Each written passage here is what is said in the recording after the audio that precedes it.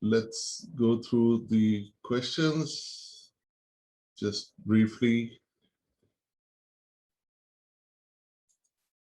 So we all can see this is inverting input feedback system here in this one, which means that you can find the gain from this, and the gain is simply these two things, -6/1. So that, and the input is 1 volt, so 0 and 1 volt. So just 0 and 1. So you have to plug in these two values, which will give you the how far it is going. So minus is going to show you that this is a negative signal,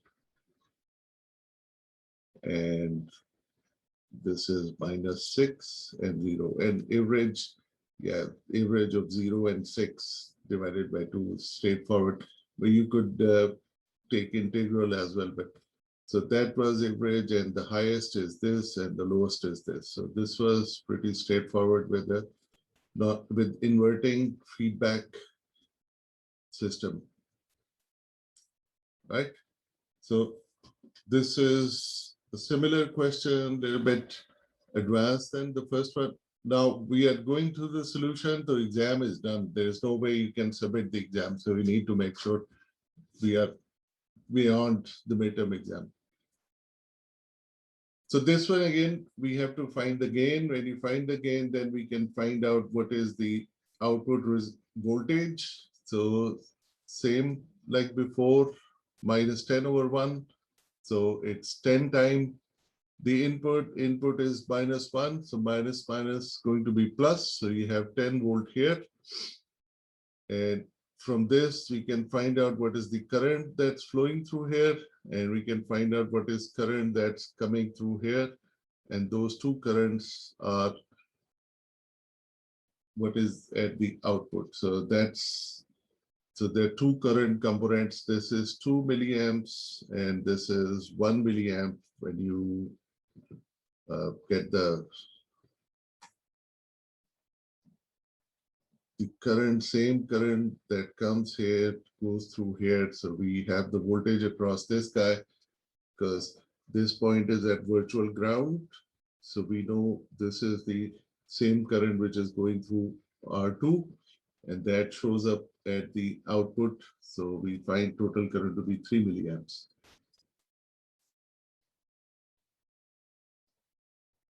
All right, so as long as you have attempted, done some things on this, we always have partial credit for these things. If you understood the question and put the things in the right place, you should be getting some points for that. I cannot see many of the videos today, so please turn your video feed on. All right, so this is a question where we have a voltage source directly connected with its source resistance to the load. So this is nothing but, when you look from this side, it's a voltage divider.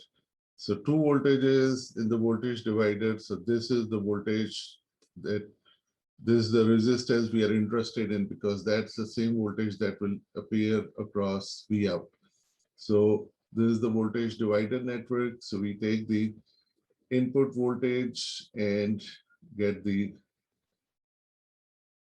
proportion of how much is going through, how much is appearing across this. So you add these two, mega and 1. So mega and kilo. So I can do it in kilos, and I can say it's 1/1000 rand. Just added these two, 1000 kilo ohms and 1 kilo ohm. Or I can convert them all to ohms and then do that. But if you keep the unit same, it doesn't matter. You're gonna get the voltage on the output. So which gives you about 10 millivolt because of this 1000 here. And from this, we can find out what is the current flowing here. So you know the voltage across it, and then you can find the current through there, and that would be IL equals V output divided by the load resistance, which is 1 kilo ohm. So that would be 10 millivolt divided by 1 kilo ohm, and that's 10 microamps. Another factor of 1,000 comes into there. All right, so far with me, you can speak up, raise your hand if there are any questions. Professor, Yes, ma'am. I'm going over my exam right now, and I just realized that for part B, instead of putting it in milliamps, I accidentally wrote millivolts. If Is that you gonna- yeah, there's minor mistakes like that, we should be okay with that. But if you are instead of milli, if you are micro, that's a problem. But don't worry, these all things shouldn't be big deal. All right.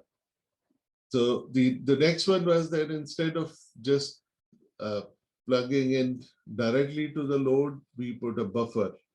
So unity gain op-amp, which means whatever you see on the input, you are seeing the same thing on the output. That's unity gain.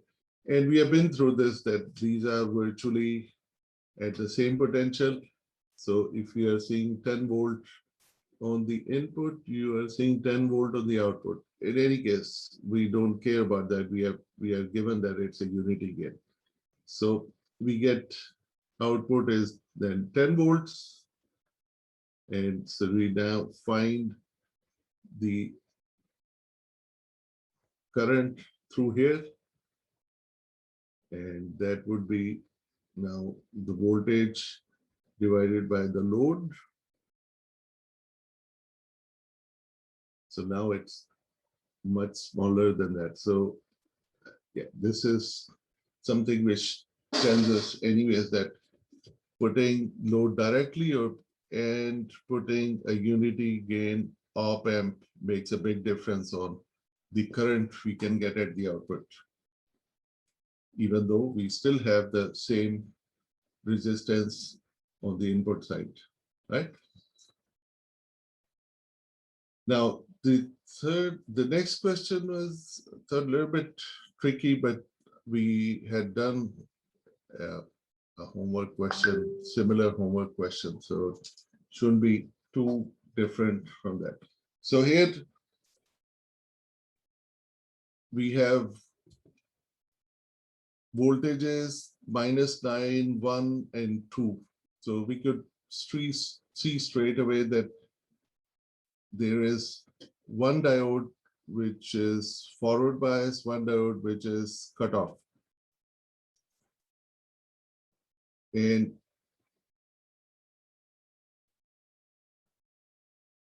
so this is at higher potential, this is at lower potential. So this is forward bias, this is reverse bias. So that's not conducting. So if this is short circuit, we are seeing 2 volt here, right? So if you see 2 volts, then between this voltage and this voltage, the difference is the voltage that appears across this resistance. So that voltage divided by this resistance would give you the current, right? So yeah, so I is then the difference of these two, 2 minus -9, higher to lower, divided by 2 kilo ohms. That would give you 5.5 milliamps. Now, on the right-hand side, now we have to see which one is forward bias, which one is reverse bias. So if I take either of these to be short circuit, if we get 2 volts here, which is greater than 1, this would be conducting. Sorry, for this one to be conducting. That's so what we get here is 1 volt because of their reverse bias. So this voltage has to be higher.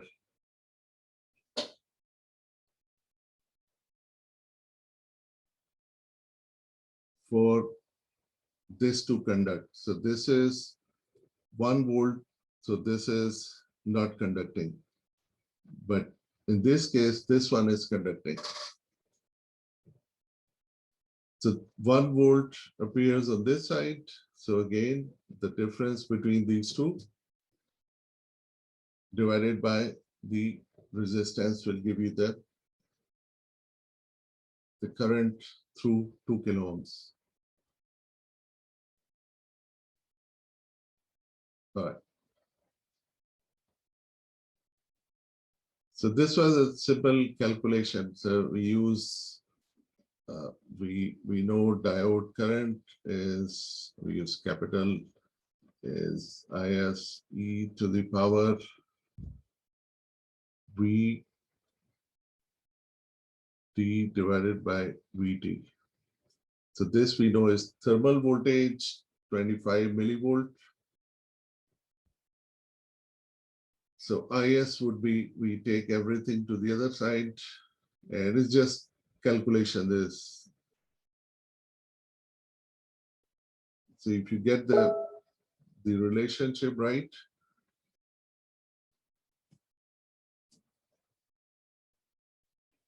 then you just plug in the values and you just have to use calculator to get to the numbers. So VD over VT. So for example, the first one, which was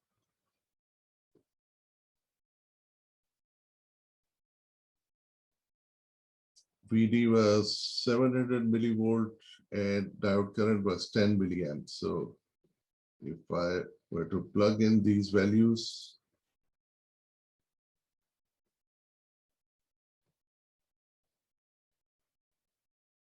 all right, 10 milliamp, we can convert it into amps or keep it milliamp times, or just divided by exponential of VD is 700 millivolt, 25 millivolt is as is.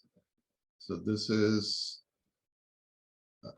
10 divided by, yeah, just 700 divided by 25, and you take exponential on your calculator, and then you take 1 over that value, whatever you're getting, times 10.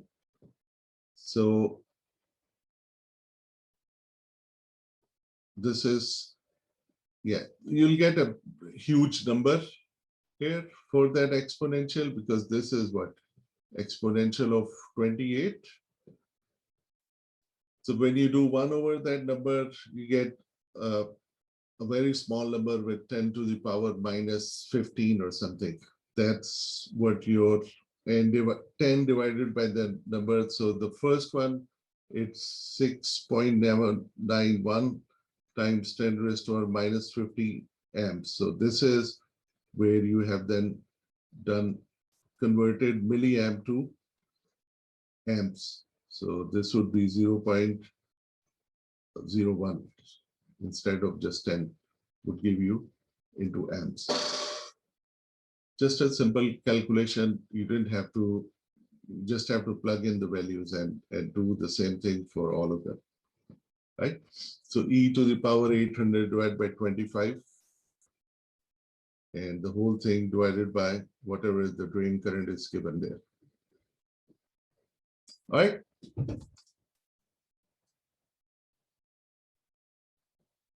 So the next one is, yeah, so small VDS, which means it's a triode situation, right? So we went through that. For triode, we can find out the drain to source resistance, and that was mu n Cox W over L times VOV.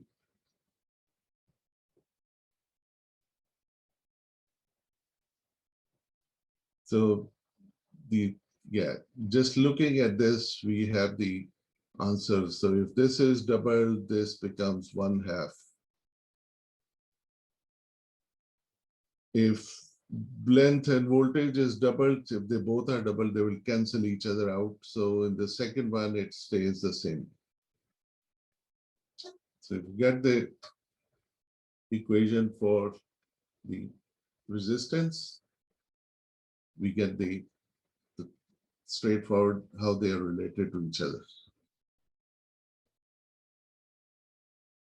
All right, so this question we had to see what is the gain, what's the gate to source voltage and what is the drain to source voltage, because that would require if we are going to be using triode or we are going to be using saturation. So this one is a situation where it's in triode region. This is the situation where we are in the saturation region. So yeah, we are given VT, we are given VGS, so we can find out VOV, and that we have to compare with VDS, and that tells us these two regions of triode and saturation. And we just plug in the equation for drain current, and that gets you the answer. All right. So let's look at few more questions from chapter 5. And next week we'll, or I'll put a tutorial on chapter 5 tomorrow. I have to make up for another lecture, so as keeping for review for the end. But let's wrap up chapter 5 today, so we can start looking at chapter 16 from tomorrow. All right, so this is a little bit practice with PMOS. We have looked at NMOS for the most part, and we haven't gone into PMOS. But it's the same treatment, it's just we take the absolute value instead of negative values when you're dealing with the question. So here we are given Kp prime, so we need to find Kp, just the Kp, for which we will need the width to length ratio, right? So, oh, this is already given. So this is what is given here, 100 microamp per volt squared. VT, P is given, it's PMOS, and lambda is given, which means this has channel length dependence. So we have to use that one relationship for here. VGS, the gate is connected to the ground, which means VGS is 0. So in this case, we write VSG. So the gate is at the ground and the source is given as 1 volt. So source to ground is then the difference of those two, which would mean this is 1 minus 0, which is 1 volt. So the gate is ground and source is 1 volt. So source to gate voltage is 1 volt. Now, VOV, we take the absolute value is VSG minus VTP, which is 1 minus 0.5, 0.5 volt. All right, so now we want to look for drain current for all these values. So for each situation, we have to then, we'll see, just like for N MOSFET, what region is it operating in? Is it in triode or in saturation? So let's look at the first case where VD is plus 0.8 volt. And so source to drain voltage is then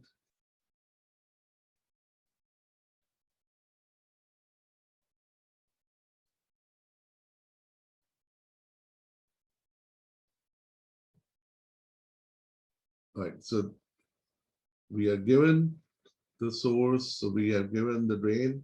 So that difference is what is the source to drain. So 1 minus 0.8, that is 0.2 volt. So we have to compare it with VOV, which was this guy. So source to drain is smaller than VOV, so which means this is in the triode region.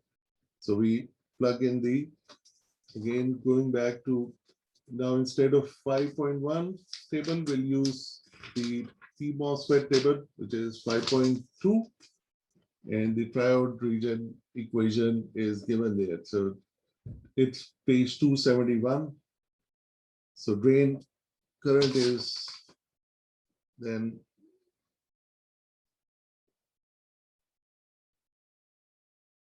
Kp prime omega over L, or W over L,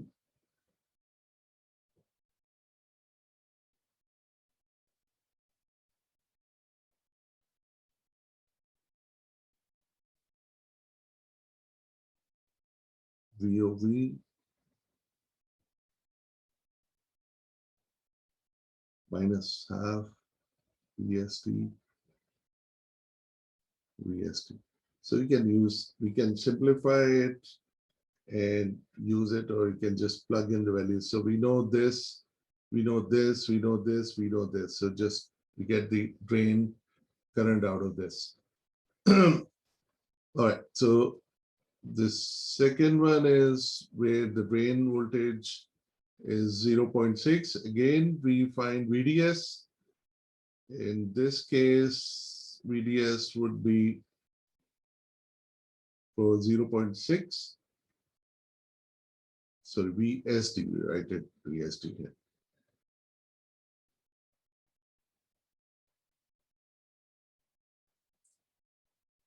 For the second one, VSD is 0.4, difference of 1 and 4, and we compare it with overdrive voltage 0.5.